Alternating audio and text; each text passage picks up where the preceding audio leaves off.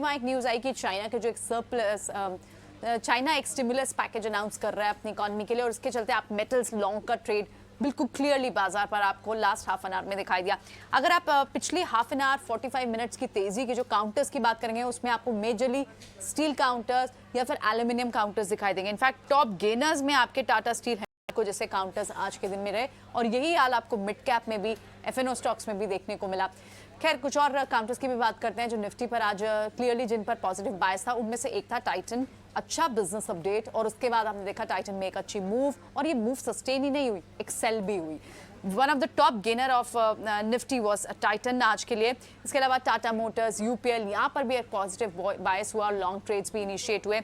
Mid cap space की अगर आप बात करें तो वहाँ पर कुछ बैंक्स ने भी आज बहुत अच्छा कंट्रीब्यूट किया, पूरी तरह से बाजार को सारे सेक्टर से सहारा दिया, चाहे वो बैंक्स हो, चाहे वो मेटल्स हो, ऑटो हो, या फिर एफएमसीजी से तो खैर इतने बड़े ट्रिगर्स निकल कर नहीं आए। एक प्रॉफिट बुकिंग टिपिकली आपको देखने को मिली। फार्मा स्पेस भी ऑन द बैक फुट था। रिलायंस ने हालांकि बाजार को सहारा नहीं दिया, उसके बावजूद भी इन सब स्पेसेस से आप देखेंगे कि ये 150 पॉइंट की तेजी है जिस क्लोजिंग के साथ इस वक्त निफ्टी जा रहा है। सो पीएसयू बैंक्स की बात हो, प्राइवेट स्पेस बैंक्स की हो, अच्छा कंट्रीब्यूशन हो। मिड कैप स्पेस में भी आपको PSU banks like Canara bank हो, बीओबी हो, अच्छी खासी आउट परफॉर्मेंस इन स्पेस ने दिखाई। एनबीएफसी फाइनेंस काउंटर्स वो अच्छी खासी अप मूव पे ऑलरेडी आप देख रहे हैं उन्हें।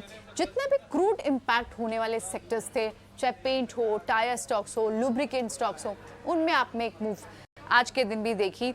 सेक्टर्स में अगर आप कहें सेक्टर वाइज बात करें तो सारे सेक्टर्स की हालांकि अच्छी मूव थी, लेकिन रियल एस्टेट स्पेक्स की आप बात करें, पूरा सेक्टर वाइब्रेंट था। यहाँ पर भी शोभा डेवलपर्स के नंबर आए, Q1 का अपडेट दिया उन्होंने, फिनिक्स ने अपनी सेल्स फिगर्स शेयर किए, और उसके बाद आप देखेंगे स्टॉक्स लाइक एनबीसीसी, शोभा, फिनिक्स, डीएलएफ और गोदरेज तो चल रहे थे पहले, वहां पर भी अच्छी मूव्स देखने को मिली। और दूसरा एक सेक्टर जो यहाँ क्लियरली हाईलाइट करना चाहेंगे वो मेटल पैक था, जो लास्ट आवर में जिस रनअप के साथ चला। तो इस वक्त अच्छे बायस के साथ बाजार बंद हुआ है, सेंटिमेंट पॉजिटिव है। देखना है ग्लोबली ओवरनाइट क्या क्यूज बाजार लेकर कल आता है, लेकिन बायस आपको इस वक्त ऊपर का ही दिखाई दे रहा है। बिल्कुल, तो 16,100 के ऊपर यहाँ पर एक्सपायरी हुई है और काफ़ी अच्छा ट्रेडिंग सेशन आज के लिए रहा। क्या ये जो मूड है वो आगे भी जारी रहेगा? मेरे मेहमानों से जानते हैं। देवांग शाह और अविनाश गोरक्षकर मेरे साथ जुड़ गए हैं। बहुत बहुत स्वागत आप दोनों का। देवांग, मोस्टली शॉर्ट कवरिंग दिख रही थी आज, या आपको लग रहा है कि लॉन्ग पोजीशन लोग बिल्ड कर रहे हैं, क्योंकि डिस्कशन कहीं ना कहीं ये चल रहा है कि शायद बाजार में बॉटम बन गया है? आपने क्या रीड किया बाजार में आज? जी, ओवरऑल हम निफ्टी निफ्टी में ओवरऑल हमने रैली दिखेगी विद द वॉल्यूम्स। यहाँ पे लग रहा है अभी भी अपसाइड इंटैक्ट है। 16,300 16,350 तक के जोन देखने मिल सकते हैं निफ्टी में। यहाँ पे सपोर्ट की जहां तक बात करें, इमीडिएट सपोर्ट है 15,950 का, तो स्ट्रिक्ट स्टॉप लॉस रख के काम करें। डेफिनेटली वॉलिटिलिटी इंटैक्ट है, तो वॉलिटिलिटी तो देखने मिल सकती है मार्केट में, बट स्टॉप लॉस से बाय ऑन डिप्स की स्ट्रैटेजी रखनी चाहिए निफ्टी में। बाय ऑन डिप्स की स्ट्रैटेजी रखनी चाहिए निफ्टी में, यहाँ से बायस अभी भी ऊपर की तरफ ही है। अविनाश, आपको भी लग रहा है कि यहाँ से अब बायस जो है वो अपसाइड की तरफ ही दिखेगा? पिछले हफ्ते मैं अपने कुछ मेहमानों से पूछ रहा था कार्यक्रम में कि क्या बाजार में बॉटम बन गया है, हालांकि एक मुश्किल सवाल है, लेकिन ज्यादातर मेहमान मेरे ये मान रहे थे कि कहीं ना कहीं ये इंडिकेशन मिलने लगे हैं कि शायद एक बेस मार्केट ने ढूंढ लिया है और अब यहाँ से अपसाइड शुरू होगा। आपका व्यू फिलहाल क्या बन रहा है मार्केट पर? सौमित्र, पहली बात तो मुझे लग रहा है कि कमोडिटीज में जिस प्रकार की गिरावट आई है, जैसे कि हम क्रूड ऑयल के प्राइसेस देखें तो बहुत ही भारी बिकवाली आई है। कल 10% से ज्यादा एक दिन में क्रूड ऑयल गिरा है, तो ये डेफिनेटली मार्केट्स के लिए पॉजिटिव खबर है। दूसरे कमोडिटीज में भी भारी बिकवाली देखने को मिली है। मेरे ख्याल से कमोडिटीज में अगर सॉफ्टनिंग ट्रेंड होता है तो इंडियन मार्केट्स के लिए ऑब्वियसली एक पॉजिटिव सेंटिमेंट ड्राइवर रहेगा।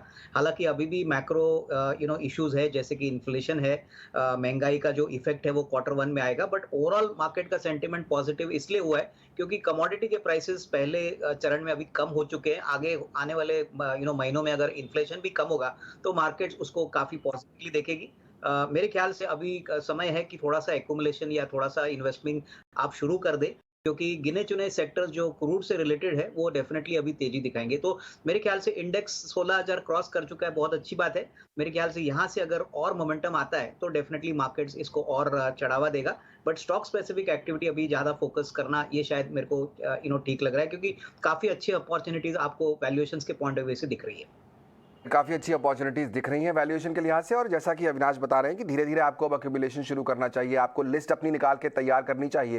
अब तक जो आपने लिस्ट बनाई कि अच्छा ये स्टॉक अगर अच्छे वैल्यूएशन में मिलेगा तो लेना चाहिए, स्टॉक स्पेसिफिक होना चाहिए और आपको धीरे धीरे अब खरीदारी शुरू करनी चाहिए। कमोडिटीज़ की बात यहाँ पर अविनाश ने की और उसी पर एक अपडेट ले लेते हैं। मेरे सहयोगी विश्वमोहन जुड़ रहे हैं। हमने देखा कि आज बेस मेटल्स में जोरदार रफ्तार देखने को मिली है, उसके बाद हम देख रहे हैं कि एक रिकवरी आ रही है बाजार में, शायद गिरावट काफ़ी हद तक हो चुकी है। कौन कौन से खास तौर पर मेटल्स हैं या कमोडिटी एलिमेंट्स हैं जिनमें हमने ज़्यादा एक्शन देखा है? विश्वमोहन बता रहे हैं हमारे साथ। विश्वमोहन, बताइए क्या अपडेट है स्पेस से?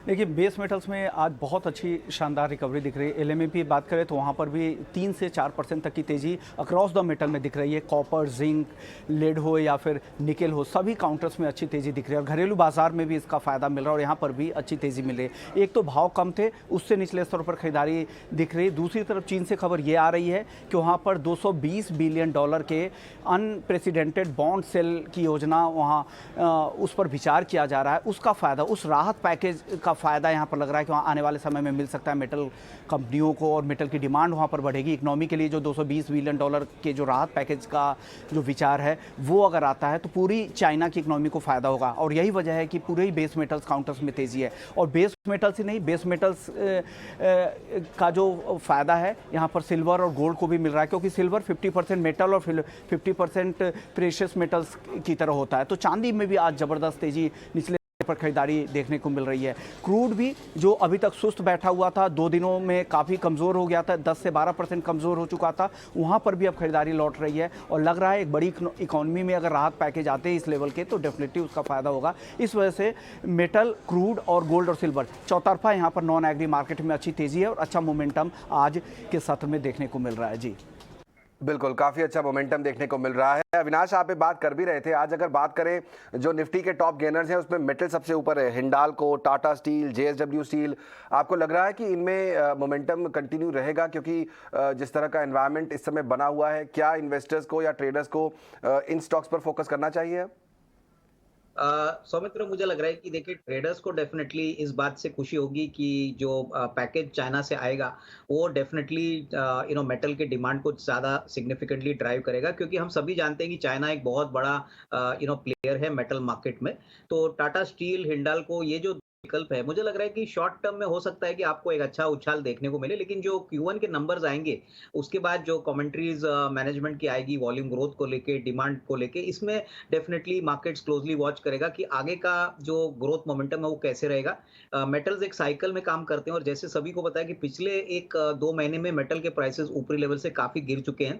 तो अगर यहाँ पे थोड़ी बहुत सुधारना आती है, प्राइसेस बढ़ते हैं, तो डेफिनेटली आपको ये मोमेंटम और जारी देखने को मिलेगा और मेरे ख्याल से ये एक्सपेक्टेड है, क्योंकि चाइना जब डिमांड शुरुआत करेगी तभी डिमांड डेफिनेटली ग्लोबली बढ़ेंगी, ग्लोबली मेटल प्राइसेस बढ़ेंगे। तो टाटा स्टील, हिंडाल्को हमारे टॉप पिक्स है। यहाँ पे मैं समझता हूँ इवन करंट लेवल्स पे शॉर्ट टर्म के लिए एक छोटी पोजीशन बनाई जा सकती है। ओके, चार्ट्स के लिहाज से देवांग कैसा लगते हैं यही स्टॉक्स? हिंडाल्को हुआ, Tata steel, JSW steel, 2 stock तो यहाँ पर अविनाश ने बताया। आपको कोई पसंद आते हैं मेटल स्पेस में? जी, ओवरऑल हम मेटल सेक्टर की बात करें तो एक ओवरसोल्ड टेरिटरीज में था और वहां से हमें एक रैली देखने मिली स्टॉक के अंदर।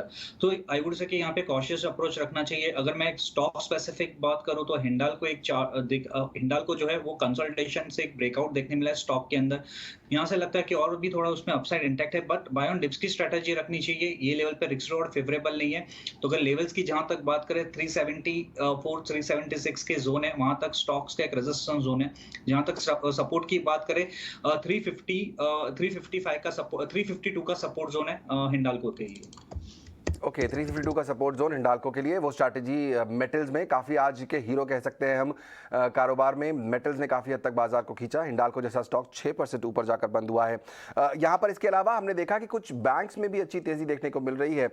देवांग, जो छोटे बैंक हैं, सरकारी बैंक खासतौर पर, वहाँ पर ज़्यादा एक्शन है, चाहे वो कैनरा बैंक हो या फिर बैंक ऑफ बड़ौदा हो, इन सब में आपको लगता है कोई अपॉर्चुनिटी, कोई पोजीशन लेने की संभावना? Definitely see Bank of Baroda बात करें ओवरऑल काफी एक पैटर्न दिख रहा है बैंक ऑफ बड़ौदा में आफ्टर द कंसोलिडेशन काफी अच्छा ब्रेकआउट देखने मिला है विद द वॉल्यूम। तो यहाँ पे भी लगता है कि बैंक ऑफ बड़ौदा में और भी अपसाइड इंटैक्ट है। 112 113 तक के जोन देखने मिल सकता है बैंक ऑफ बड़ौदा में। यहाँ स्टॉप लॉस की जहां तक बात करें 100 रुपीज के स्टॉप लॉस से स्टॉक बैंक ऑफ बड़ौदा के बाय के लिए देख सकते हैं।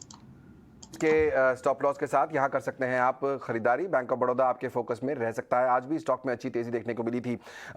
हमने यहाँ पर बात की अविनाश की जिस तरह ऑयल गिर रहा है उससे काफी हद तक कंपनियों को फायदा होगा जिनके लिए खासतौर पर क्रूड जो है वो रॉ मटेरियल होगा। पेंट्स हुए, ल्यूब्रिकेंट्स हुए या बड़ी जो कंपनियां हैं MRPL, चेन्नई पेट्रो, रिलायंस जैसी, इस समय अगर क्रूड के प्ले को हमें स्टॉक मार्केट के लिहाज से इस्तेमाल करना है और प्ले करना है, उससे फायदा उठाना है, कैसे अप्रोच करना चाहिए?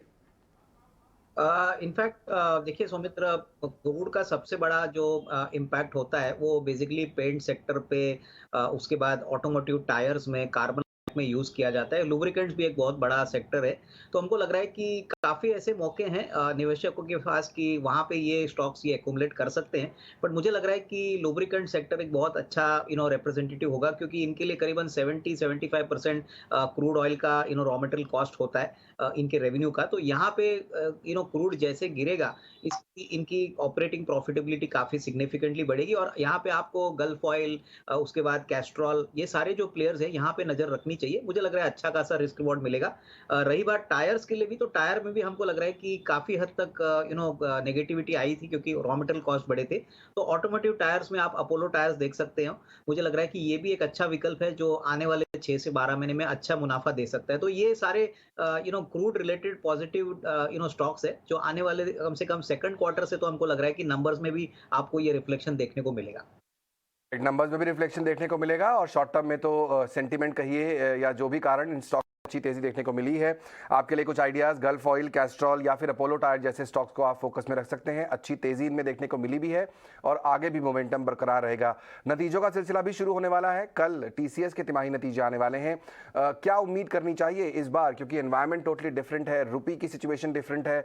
क्या उम्मीद कर सकते हैं, बाजार को क्या उम्मीद है, जानने के लिए चलते हैं शरद के पास। मेरे सहयोगी जुड़ रहे हैं। शरद, क्या उम्मीद है इस बार TCS के नंबर से?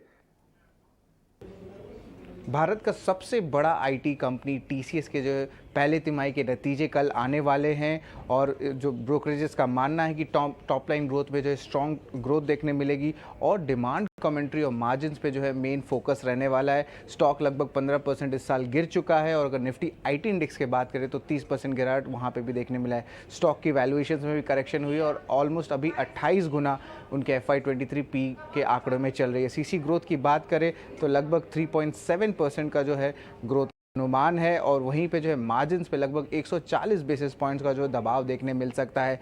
आगे जाते हुए जो ग्रोथ है वो ओवरऑल जो है ब्रॉड बेस्ड रहने वाली है अक्रॉस द वर्टिकल्स, लेकिन जो US की जो क्रॉस करेंसी हेडविंड्स है वो लगभग 185 to 200 बेसिस पॉइंट्स तक जो है दिख सकती है। Wage hike, travel cost, supply side pressure, इसके कारण जो है ऑफसेट होगी आपकी रुपी डिप्रिसिएशन से और जो TCV ग्रोथ है, जो डील साइज की ग्रोथ है वो लगभग 11 से लेकर 23% तक का अनुमान है ब्रोकरेजेस का।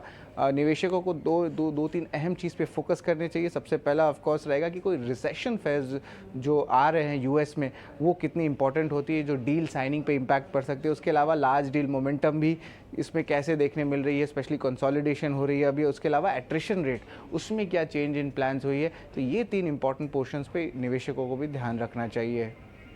शुक्रिया शरद। अविनाश, TCS या कोई और बड़ी IT कंपनी कैसे प्ले करना चाहिए? चूंकि अब नतीजे आ रहे हैं तो रुकना चाहिए, या जिस तरह से रुपये का मूवमेंट चल पिछले कुछ समय से इन कंपनियों को फायदा होता दिखता है, लोगों को कोशिश करके डिप्स पे ले लेना चाहिए ऑलरेडी स्टॉक्स को?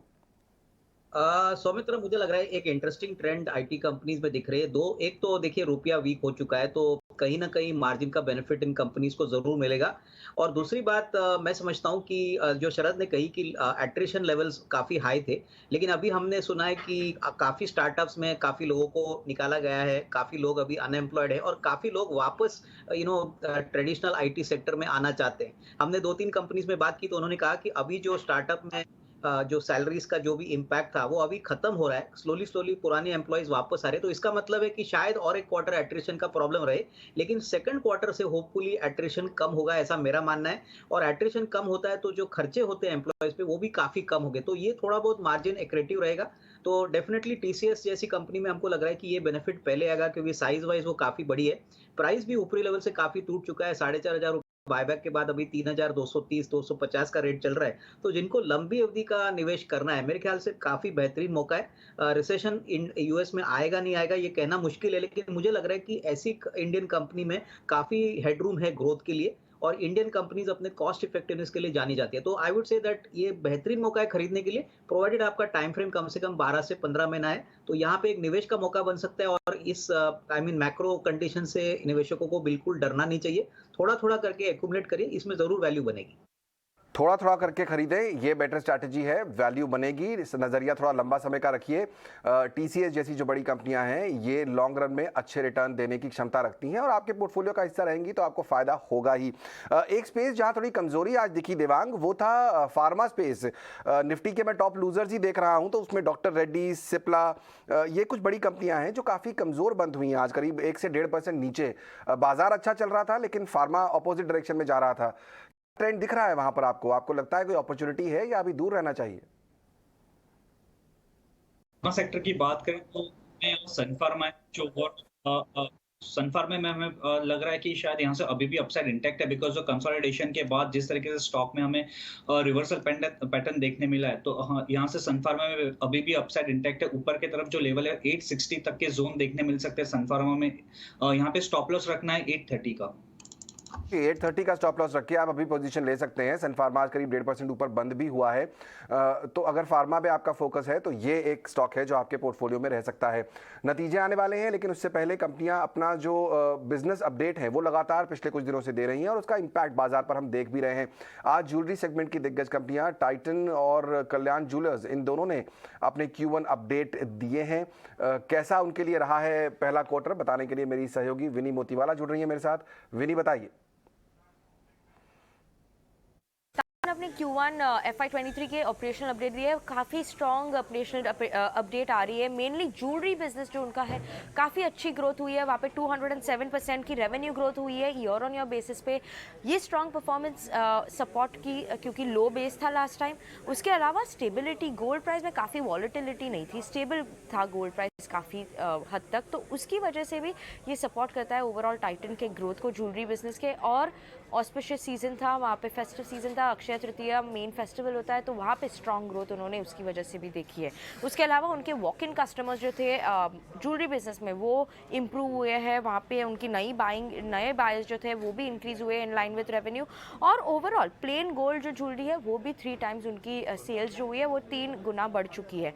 उसके अलावा देखिए वॉचेस और वेरेबल सेगमेंट, वहाँ पे भी काफ़ी अच्छी ग्रोथ देखी है, 2.6 टाइम्स की ग्रोथ है ईयर ऑन ईयर बेसिस पे। मेनली उनकी जो वेडिंग सीजन आई थी अप्रैल में महीनों में, वहाँ पे उन्होंने ये ग्रोथ सपोर्ट की है और वेरेबल बिजनेस को। और आईवेयर सेगमेंट में भी कंपनी ने अच्छी ग्रोथ देखी है, 176% growth on a year on year basis. Commentary जो आ रही है मैनेजमेंट से उनके ऑपरेशनल अपडेट में वो है कि FY23 पे काफ़ी ऑप्टिमिस्टिक है मैनेजमेंट, स्पेशली उनकी जो स्टोर एक्सपेंशन प्लान्स है वो बात से वो काफ़ी ऑप्टिमिस्टिक है। तो ऑल इन ऑल काफ़ी अच्छे थे टाइटन के अपडेट। और सिमिलरली कल्याण ज्वेलर्स की भी अपडेट काफ़ी अच्छी आई हुई है, 105% ग्रोथ, कंसोलिडेटेड रेवेन्यू ग्रोथ ये टाइम ऑपरेशनल अपडेट में दिखी हुई है ईयर ऑन ईयर बेसिस पे। और मेनली जो इंडिया बिजनेस की ग्रोथ है वो है 115% की रेवेन्यू ग्रोथ। उसके अलावा वो मैनेजमेंट हाईलाइट कर रहे हैं कि जो शिफ्ट हो रही है demand unorganise to organise sector में, वो भी एक फैक्टर प्ले कर रहा है कल्याण ज्वेलर्स के लिए।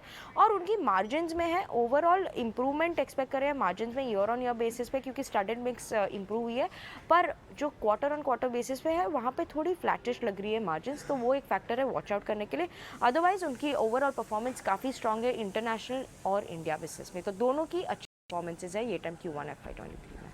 बिल्कुल, तो ऐसा लग रहा है कि यहाँ पर जो कोविड की चिंताएं थी वो ख़त्म हो गई है, लोग बाहर निकल रहे हैं, लोग अब शॉपिंग भी कर रहे हैं, क्योंकि अब ज्वेलरी कंपनियों के जो बिजनेस अपडेट है वो अच्छे ही आ रहे हैं। अविनाश, आज तो टॉप गेनर भी था यहाँ पर टाइटन निफ्टी का, काफ़ी अच्छा मूव आज सुबह से ही देखने को मिल भी रहा था। लेना चाहिए स्टॉक?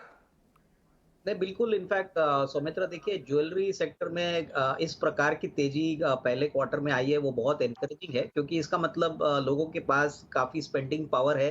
कोविड के बाद अभी वापस पूरी तरह से नॉर्मल सी बिजनेस में आई है। और टाइटन की अगर हम बात करें तो टाइटन एक प्रीमियम ज्वेलरी प्लेयर है, फिर भी इनका जो अपडेट है across all the product segments काफी एनकरेजिंग है। तो मुझे लग रहा है कि देखिए जिनको लंबी अवधि के लिए टाइटन खरीदना है, मेरे ख्याल से ये प्रोसेस आगे भी, मोमेंटम भी आगे भी जारी रहेगा और सेकंड हाफ में तो मुझे लग रहा है कि और अच्छी तरह से वॉल्यूम और बिजनेस बढ़ने की अपेक्षा रहेगी।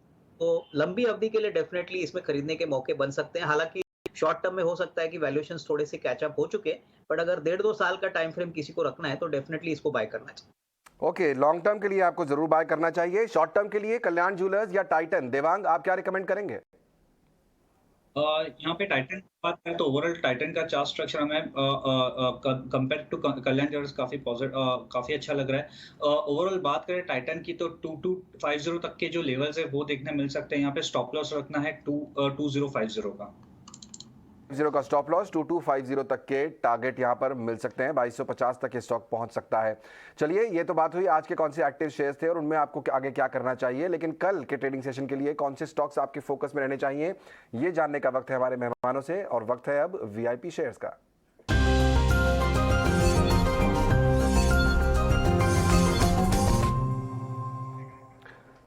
देवांग, आपसे ही शुरुआत करेंगे। बताइए, कल के ट्रेडिंग सेशन के लिए कौन से स्टॉक्स आपके फोकस में रहेंगे? बैंकिंग सेक्टर में काफी अच्छा है। हमने देखा है कि बैंकिंग सेक्टर में हमें बाइंग देखने मिला है, उसमें है आईसीआईसीआई बैंक। ओवरऑल हम बात करें आईसीआईसीआई बैंक की शॉर्ट टर्म में एक high top high bottom chart structure बना है। ओवरऑल अगर शॉर्ट टर्म मूविंग एवरेज के ऊपर ट्रेड कर रहा है तो आईसीआईसीआई बैंक खरीदने की सलाह है कि यहाँ स्टॉप लॉस रखना है 723 का, टारगेट है 767। नेक्स्ट स्टॉक है डीएलएफ में हम ओवरऑल देख रहे हैं कि एक बुलिश पैटर्न देखने मिला है डीएलएफ के अंदर। ओवरऑल हमने देखा है कि आफ्टर एक कंसोलिडेशन के बाद एक अच्छा खासा एक अपमूव देखने मिला है हमें पिछले 2 दिन में विद द वॉल्यूम। तो डीएलएफ खरीदने की सलाह रहेगी, स्टॉप लॉस रखना है 328 का, टारगेट है 348। ओके, डीएलएफ यहाँ पर टारगेट 348 आपको खरीदारी करके चलनी है। और साथ ही साथ आईसीआईसीआई बैंक्स में हमने देखा अच्छी तेजी भी चल रही है और सपोर्ट भी कर रहे हैं बैंक्स बाजार के मूवमेंट में। अविनाश, आपकी तरफ से कौन से आइडियाज होंगे? सौमित्र, मेरे पास 2 आइडियाज है। पहली कंपनी जो हमको पसंद है वो एक निश ऑयल एंड गैस प्लेयर है जिसका नाम है दीप इंडस्ट्रीज। ये कंपनी बेसिकली एयर कंप्रेशन और एयर डिहाइड्रेशन में एक मार्केट लीडर है। इनका जो बिजनेस है वो ज्यादातर ऑयल कंपनी से रिलेटेड है। ओएनजीसी, पेट्रोनेट, वेदांता जैसी कंपनीज इनके कस्टमर्स है। इस कंपनी की खासियत है कि बेसिकली EBITDA मार्जिन करीबन 35-40% पे काम करते हैं क्योंकि इनका बिजनेस मॉडल एसेट लाइट है, ज्यादातर सर्विस इनकम कमाती है। पिछले साल कंपनी ने करीबन 325 करोड़ पे 120 करोड़ का कामकाजी मुनाफा और 72 करोड़ का प्रॉफिट आफ्टर टैक्स रिकॉर्ड किया था। इस साल हमको लग रहा है कि करीबन 95-96 करोड़ की प्रॉफिट आएगी। और सबसे बड़ी बात, कंपनी बिल्कुल कर्जा मुक्त है। कंपनी के पास 70 से 80 करोड़ की फ्री कैश है और ऑर्डर बुक बहुत बढ़िया है, 770-780 करोड़ की ऑर्डर बुक है। कंपनी का मानना है कि अगले 1.5-2 सालों के लिए 20-25% का रेवेन्यू ग्रोथ विजिबिलिटी है। तो हमको लग रहा है कि बहुत ही सस्ते वैल्यूएशन पे स्टॉक अवेलेबल है, जबकि अर्निंग्स ग्रोथ अगले 2 साल में कम से कम 25-30% होगी। तो यहाँ पे हमको लग रहा है कि साल भर का अगर कोई नजरिया लेता है तो करीबन 290-300 का टारगेट प्राइस पॉसिबल है। दूसरा स्टॉक सौमित्र है लुब्रिकेंट स्पेस में। जैसे हमने पहले भी कि हमको गल्फ ऑयल काफी पसंद है। गल्फ ऑयल नॉर्मली इंडस्ट्री के ग्रोथ से काफी तगड़े ग्रोथ दिखा रहा है। इनफैक्ट इस साल भी मार्च 22 के लिए बहुत दमदार नंबर्स कंपनी ने डिक्लेयर किए थे, करीबन 2100 करोड़ का रेवेन्यू और 211 करोड़ का प्रॉफिट। क्रूड के प्राइसेस जिस तरीके से गिर रहे हैं, हमारा मानना है कि आने वाला साल that is FY23 should be a lot better for the company और करीबन 245-250 करोड़ का प्रॉफिट कंफर्टेबली कंपनी इस साल रिकॉर्ड करेगी। यहाँ भी कंपनी कंप्लीटली डेट फ्री है, काफी कैश कंपनी के बुक्स पे और उन्होंने बायबैक भी पिछले साल किया था 600 रुपए में। तो ओवरऑल प्रोस्पेक्ट्स अच्छे हैं, वैल्यूएशंस कंफर्टिंग है। तो यहाँ पे करीबन हमको लग रहा है 550 का टारगेट प्राइस लेके यहाँ पे भी खरीदी करनी चाहिए। तो ये दोनों स्टॉक्स मेरी तरफ से। बिल्कुल, तो यहाँ पर जैसा कि चर्चा हो भी रही थी कि क्रूड जब गिर रहा है तो उससे किनको फायदा होगा। गल्फ ऑयल की बात पहले भी निकली थी। गल्फ ऑयल पे आपको टारगेट्स करीब 550 रुपये का, नज़रिया थोड़ा लंबा रखिएगा। साथ ही साथ दीप इंडस्ट्रीज एक और कंपनी जिसको अच्छे फायदे आने वाले समय में मिल सकते हैं, आपके पोर्टफोलियो में रहेंगे शामिल तो आपको भी फायदे मिलेंगे। चलिए, बहुत बहुत शुक्रिया अविनाश और देवांग मैं निकालकर आज शो में शामिल होने के लिए और अपने स्टॉक आइडियाज़ भी हमारे दर्शकों के साथ शेयर करने के लिए। कल की तैयारी में फिलहाल इतना ही। मुझे और पूरी टीम को दीजिए इजाज़त, लेकिन आप बने रहिए ET Now स्वदेश के साथ।